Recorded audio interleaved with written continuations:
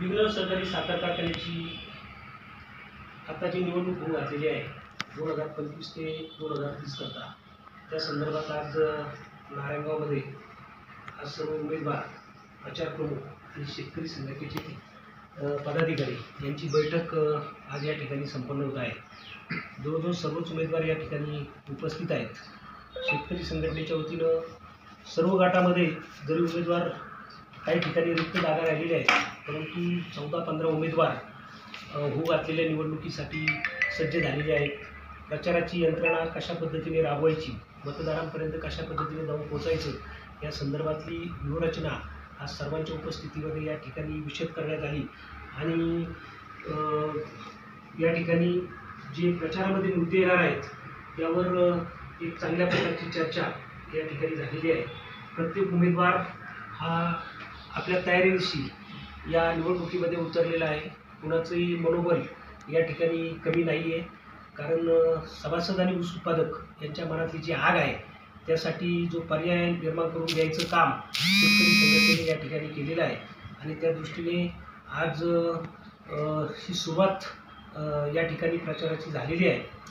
उमेदवारी अर्ज मागे घेण्याचा दिवस जरी 4 मार्च असला तरी त्याच्या अगोदर प्रचाराची पहिली फेरी जुन्नर आणि आंबेगाव गटातील सर्व गटांमध्ये सभासदांपर्यंत जाऊन पोचण्याची जी चर्चा आहे ती या ठिकाणी झालेली आहे। विघ्नर सहकारी साखर कारखान्यामध्ये संचालक मंडळाची निवडणूक, यामध्ये आपण शेतकरी पॅनल तयार केले, त्या शेतकरी पॅनलचं नाव काय असेल? विघ्नर शेतकरी परिवर्तन पॅनल असं पॅनलचं नाव आहे।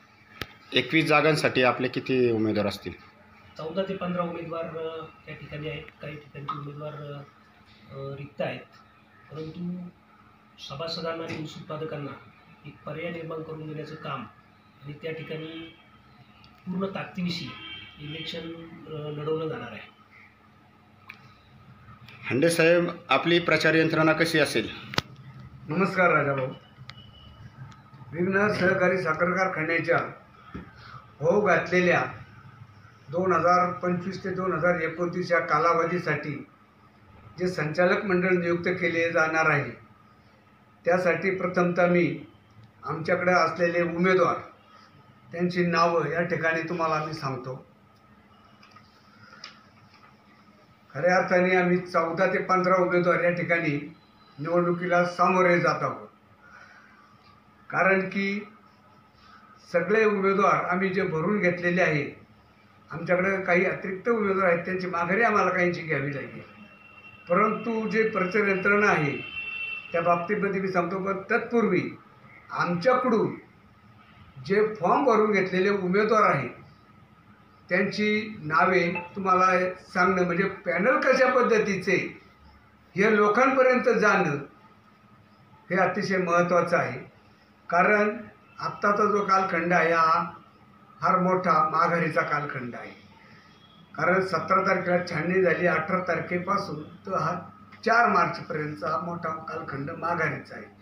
त्याच्यामुळे जे उमेदवारांनी फॉर्म भरलेले आहेत त्यांना संभ्रमावस्था नको, मतदारांमध्ये संभ्रमावस्था निर्माण व्हायला नको, म्हणून आज या ठिकाणी सर्व उमेदवारांसमवेत आम्ही ही बैठक आयोजित केलेली आहे। आणि त्या अनुषंगाने प्रचार यंत्रणाची पुढली दिशा ही सगळी झालेली आहे। तर आमच्याकडं आपला जो 1 नंबर गट आहे जुन्नर गट, ह्या जुन्नर गटामध्ये आम्ही उमेदवारांची चाचपणी केली। काही उमेदवारांनी आम्हाला शब्द दिले, परंतु अडीअडचणीमुळे किंवा काही प्रेसराईजमुळे ते उमेदवार फॉर्म भरू शकले नाहीत। तरी त्याच्या पलीकडे जाऊन देवराम शेठ सखाराम लांडे यांनी आमच्याकडून उमेदवारी अर्ज दाखल केला होता, परंतु त्या अर्जावरती हरकत आल्यामुळे त्यांचं जे प्रकरण आहे ते न्यायप्रविष्ट आहे, त्याच्यावरती लवकरच सुनावणी तो निकालसुद्धा आमच्या बाजूने लागेल आणि आमचा तो उमेदवारसुद्धा या निवडणूक प्रक्रियेमध्ये उमेदवार म्हणून असू शकेल। त्यानंतर राहिला शिरोली गट।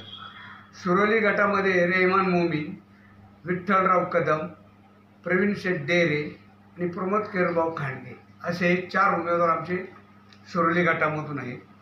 वतूर गटामधून मधुकर कृष्णाजी यंदे आणि संजय रेवजी शेटे हे 2 उमेदवार आमच्याकडे आहेत। पिंपळवंडी गटामध्ये आमच्याकडे